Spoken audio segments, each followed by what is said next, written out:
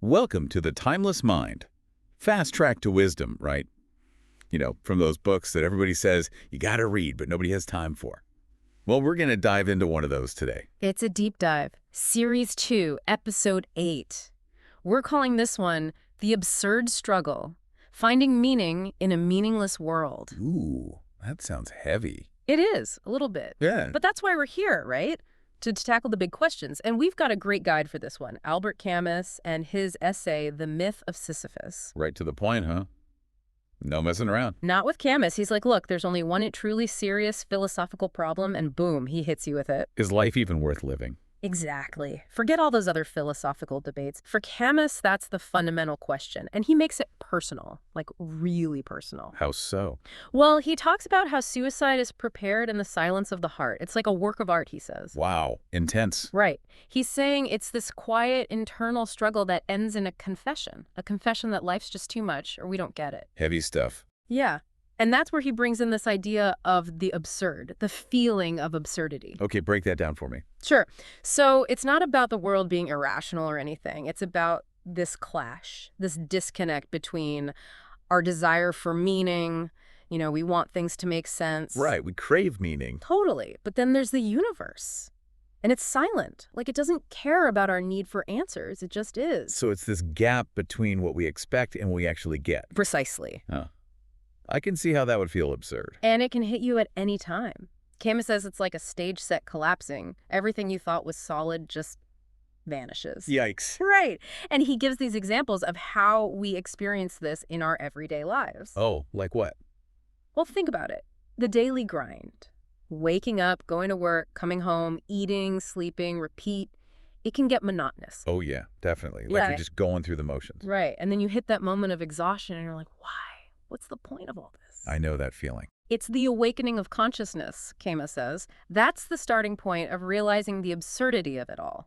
So it's not just about the routine, though, right? You were saying something about nature earlier. Yes. Nature can trigger this feeling of the absurd, too. We try to impose meaning onto the natural world, but nature doesn't care about our interpretations. Right. It just is. Like a tree is a tree. It doesn't need us to give it meaning. Exactly. And when we realize that, when we see nature in all its raw, indifferent power, that can feel strange, almost alien. I'm getting a little creeped out just thinking about it. Camus describes it as a feeling of nausea, like the world has become unfamiliar. It negates our attempts to understand it. So the absurd can come from our routines, from nature, anything else. Well, it can also come from our interactions with other people. How so? Well, have you ever been in a situation where you're watching people and they just seem like robots, going through their motions, devoid of any real feeling? I guess, yeah. Like you said, it can be kind of a dehumanizing feeling. Right. And even looking at ourselves in the mirror. What, like we're strangers to ourselves? Exactly. That Yeah. feeling of who is that person? Like you're looking at someone you don't even recognize, or seeing an old photograph and realizing how much you've changed. Yeah, like time just marches on, indifferent to who we are or how we feel. It's that inhumanity in ourselves and in others that contributes to this sense of the absurd. And then, of course, there's the big one, death. Ah, yes, death. The ultimate absurd situation. We know it's coming for us all. It's a mathematical certainty, but we live like we don't know. Like it's this big secret. Right, and then suddenly it's there. The end. And what do all our morals and ethics matter then?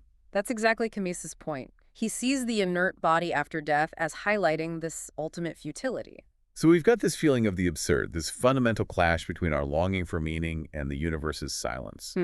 How do we deal with that? How does our mind even begin to process that? Well, that's where it gets really interesting.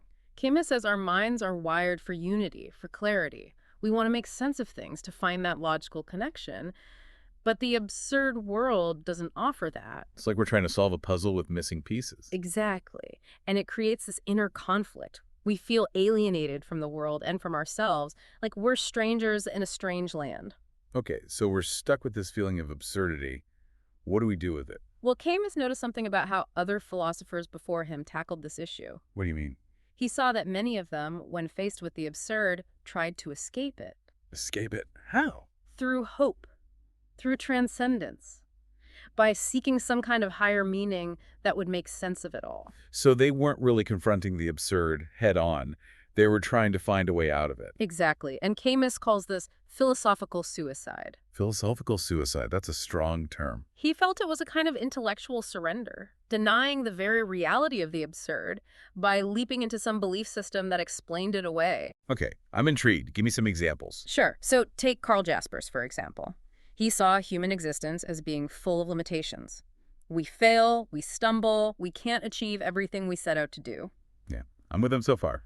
But for Jaspers, these failures pointed to something beyond the absurd. He called it unthinkable unity, basically a leap of faith towards something larger than ourselves. So for him, the absurd wasn't the end of the story. It was a stepping stone to something else. Exactly. And then there's Chestov. Now he takes it even further. He says the only real answers lie where our human logic breaks down, where reason fails us. So for him, the absurd is actually God. You got it. Even Yeah. if that God is totally beyond our understanding, even contradictory, embracing the absurd for Chestov was the key to finding hope in this mysterious divine being. Wow.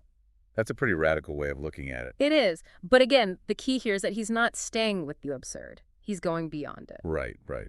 Okay, who else did Camus talk about? Well, there's Kierkegaard. He's another fascinating case.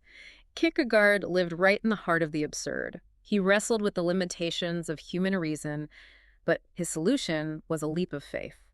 So kind of similar to the others in a way? In a way, yes. But for Kierkegaard, paradox wasn't something to be solved. It was the defining feature of religious experience. He called for a sacrifice of the intellect, basically letting go of our need for logical explanations. So faith over reason. Exactly. And Camus saw this as another form of philosophical suicide, turning away from the absurd and embracing a belief system that required giving up our critical thinking. Okay, this is all very thought-provoking, but I'm sensing a but coming.